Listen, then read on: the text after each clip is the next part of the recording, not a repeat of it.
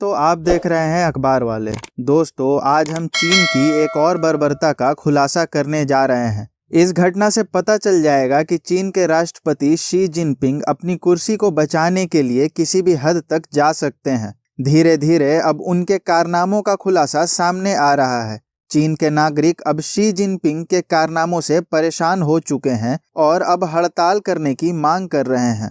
यह तो हम सबको पता है कि दुनिया में पिछले 2 वर्षों से कोरोना महामारी का संकट कितना गहरा रहा है। इसकी शुरुआत चीन की वुहान लेबोरेटरी से अक्टूबर में हुई, जिसके बाद यह वायरस धीरे धीरे विश्व में दिसंबर से फैलना शुरू हुआ। तब से लेकर अब तक दुनिया के 50 लाख लोगों ने अपनी जान को गंवाई है। अब आपके सामने स्क्रीन पर एक रिपोर्ट दिख रही होगी। यह रिपोर्ट एनडीटीवी इंडिया की है। इस रिपोर्ट में बताया गया है कि जांग झान नाम की महिला है, जिसे चीन पुलिस ने गिरफ्तार कर लिया है। अब अपनी जान गंवाने के कगार पर वह आ चुकी हैं। खबर के मुताबिक यह महिला चीन की पूर्व वकील हैं और जैसे ही इन्हें पता चला कि वुहान के लेबोरेटरी से कोरोना वायरस को लीक किया गया है, यह उसकी जांच पड़ताल में लग गई।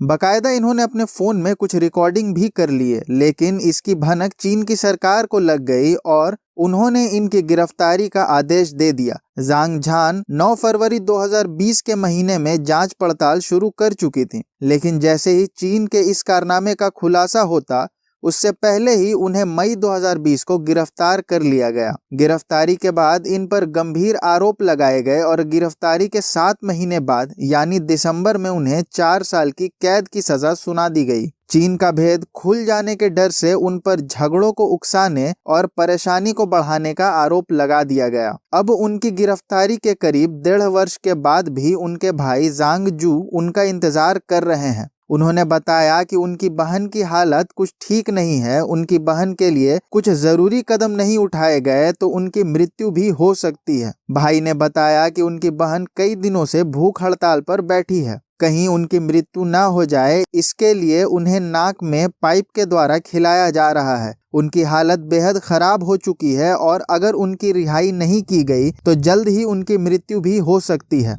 इस पर चीन के विदेश मंत्री का भी कोई बयान नहीं आया है, लेकिन विदेश मंत्री के प्रवक्ता ने कहा कि चीन कानून की तर्ज पर चलने वाला देश है। अगर कोई उसके कानून को तोड़ेगा तो उसे सजा जरूर दी जाएगी। दोस्तों, कोरोना को लेकर चीन का ऐसा कदम चौंकाने वाला नहीं है। कई ऐसे रिपोर्ट्स निकलकर सामने आए हैं जिसे दबा दिया गया है। इतना ही नहीं, चीन विश्व स्वास्थ्य संगठन को भी वुहान दोबारा आने नहीं देना चाहता। विश्व स्वास्थ्य संगठन ने चाइना से वुहान की लेबोरेटरी की जांच करने के लिए कहा, जिस पर चीन ने साफ इनकार कर दिया था। दोस्तों, यह हमें बताने की जरूरत नहीं कि चीन कितना चालबाज देश है। वह अपनी गलतियों और कारनामों को छुपाने के लिए कई तरह के नए चाल चलता है, कई तरह के वीडियोस भी जारी करता है और नए प्रोपोगेंडा को फैलाने की कोशिश करता है। माना यह भी जा सकता है कि चीन कोरोना वायरस की जांच को लेकर घबराया हुआ था और सारे देश चीन पर बैन लगाने की मांग कर रहे थे। ऐसे में दुनिया का ध्यान भटकाने के लिए वह ताइवान में घुसपैठ कर रहा है, ताकि दुनिया का ध्यान कोरोना वायरस से भटक जाए।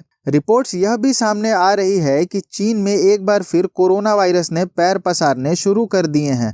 अब इस खबर में कितनी सच्चाई है यह तो चीन ही जान सकता है, या फिर यह चीन की सरकार की नई चाल भी हो सकती है किसी तरह से एक नए प्रोपेगेंडा को बनाने के लिए। ऐसा हम इसलिए बोल रहे हैं क्योंकि आपको पता होगा, जब सारी दुनिया में लॉकडाउन था उस समय चीन के लोग सरेआम खुली हवा में पार्टियां कर रहे थे, जश्न मना रहे थे। इतना ही नहीं, जब कई देशों की जीडीपी माइनस में चल रही थी तो उस समय चीन की जीडीपी में अच्छा उछाल देखा गया था। देखना दिलचस्प होगा कि अब चीन की सरकार किस कारनामे को जन्म देती है। हालांकि इन सब पर आपका क्या मानना है, अपनी प्रतिक्रिया कमेंट में जरूर दें। वीडियो पसंद आई है तो लाइक करें, शेयर करें और सब्सक्राइब करें। धन्यवाद।